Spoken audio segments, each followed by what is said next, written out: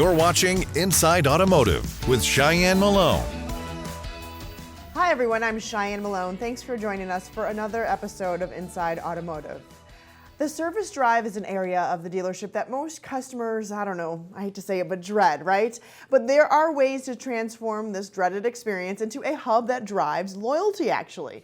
Joining us now to talk more about this, Tully Williams. He's Fixed Operations Director at the Nilo company, who actually got a start in a fixed ops when he was in high school. So you were in that department then, Tully. So you might know a thing or two about a thing or two, right? I do. You know, I'm a fixed guy, fixed blood, always from the beginning.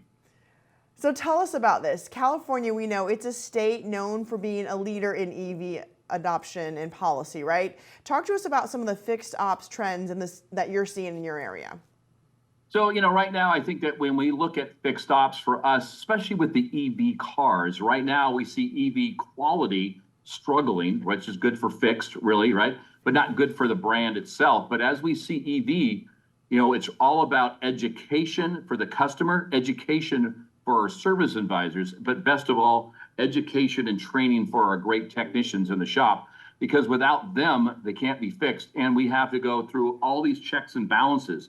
So the quality of the car is huge and the training is huge. A lot of times people don't understand that EVs, you know, only go a couple hundred miles, or they think they only go 50 miles, or they go 500 miles.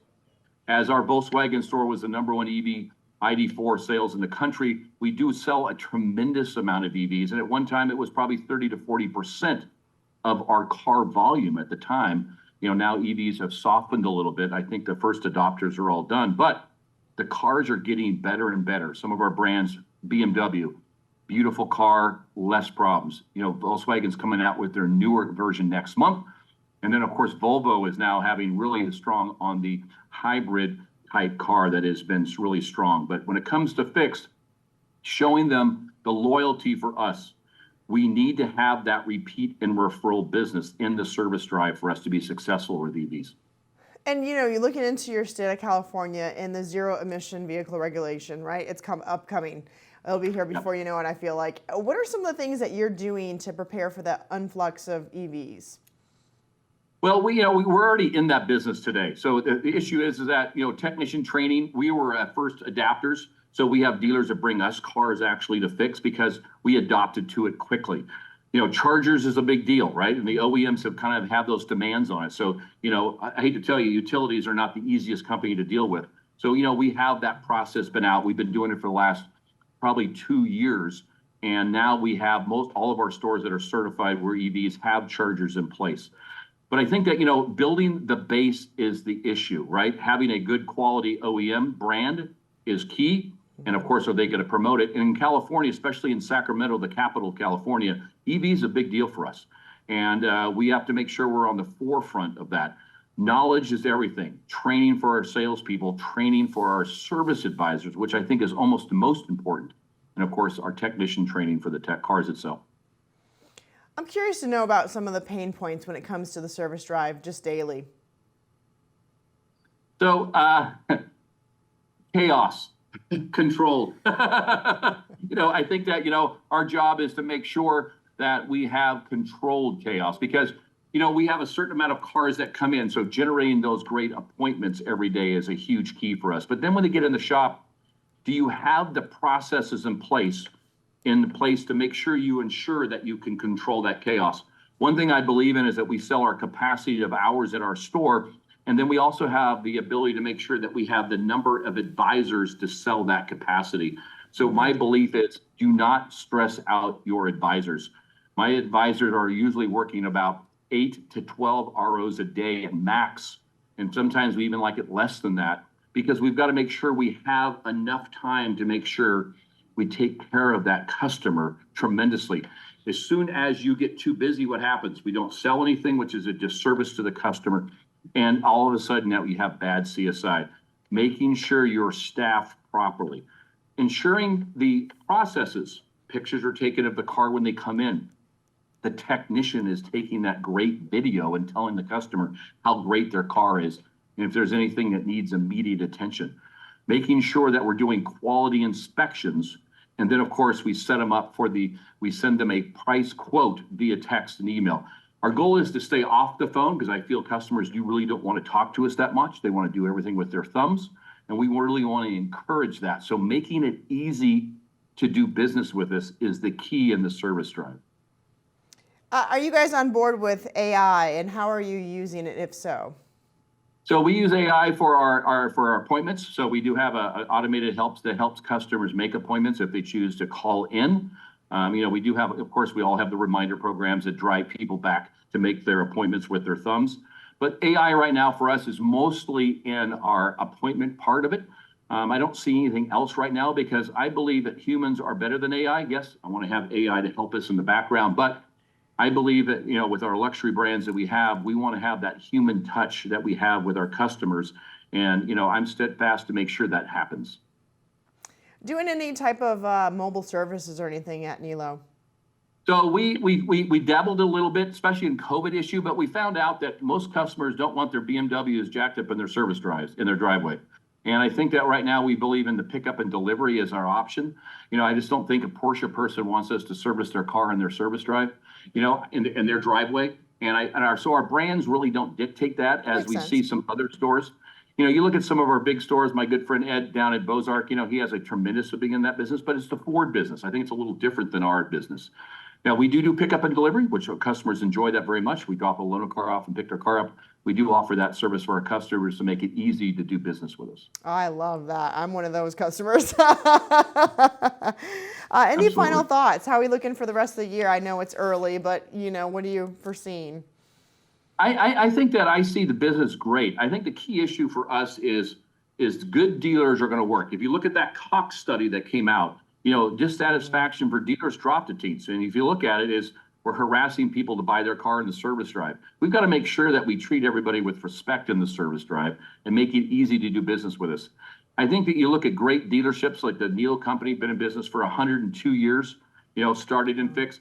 Our fundamentals and core value is to make sure that we treat our customers with respect and honor and drive that repeat and referral business. If you're not in the repeat and referral business, it's going to be a hard year for you.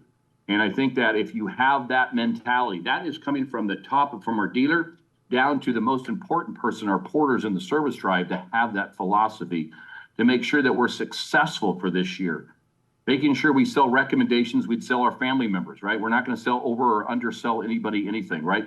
The quality and the standard, making sure people trust us is the most important piece of 2024.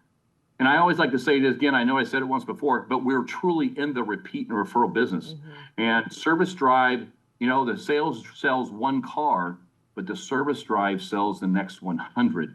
And with that many multiple brands for us in our market, and they're all within 15, 20 minutes of each other, we can't afford not to make sure we're in the repeat referral business.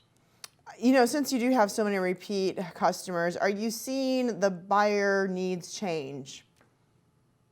The buyer needs change, and I think that, if you're adopting to the change already, which we have, for, making it easy to do business with us, yes, right? Buying a car, we do have, we can buy a car online. We have, our Nilo Go product that you can purchase a used car right now through online process if people choose to do that. But I think that a lot of brands, with our luxury brands, people want to come in and chit chat. People want to come in and test drive. People want to come in and talk. Our goal is to try to speed that process up. We don't need to be there for 5 hours to buy a car. Our goal is to... It's back in the day. No one wants to do that anymore, right? Yeah. And unfortunately, it's still that way on a lot of stores. So our job is how do we speed that process through?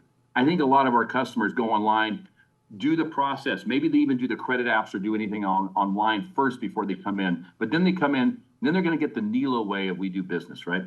We're all about repeat and referral. So driving that business in. Same even with our fixed driveway, right? That when we make our appointments online, we want to make it very easy to do business with us with our thumb. We're making our appointments with our thumb, right?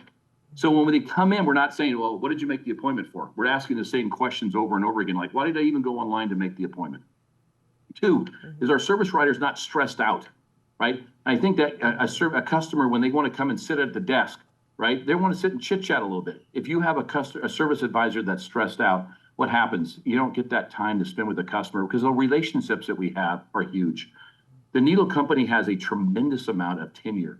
When we look at our service manager, we have a service manager of 38 plus years. Our parts manager has 48 years. We have our oldest technician at 49 years in our business. So we drive retention because it's a great place to work, which in turn makes our customers happy.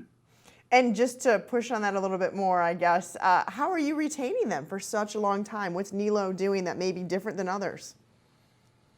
You know, it's the culture of the store, and I know a lot of people like to say that that's a new word, culture, right?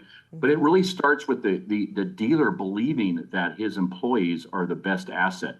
As our Rick Nilo, our dealer, says, we're in the people business. We just sell cars and hours, right? And I think that if we believe that from the top down to our dealer, to our general managers, and then to our local managers, parts and service managers and sales managers, they must believe that the people that are making us work are our salespeople, our technicians, our service advisors, our F&I managers, right? Our parts counter people. Those are the people that make our business great. And if we have a great environment for them to work, we pay them well, we treat them with respect and honor, guess what? Why would you ever want to leave? We have people that sometimes think the grass is a little greener and they're like, oh my God, I'm sorry I left, and come back, because we treat them with respect. All right, well, sounds like you guys have a well-oiled shop over there. Tully Williams. Well, we do. Thank you very much. Yes, thanks so much for your interview today. Fixed Operations Director at the Nilo Company, based out of Sacramento, California. And thank all of you for watching.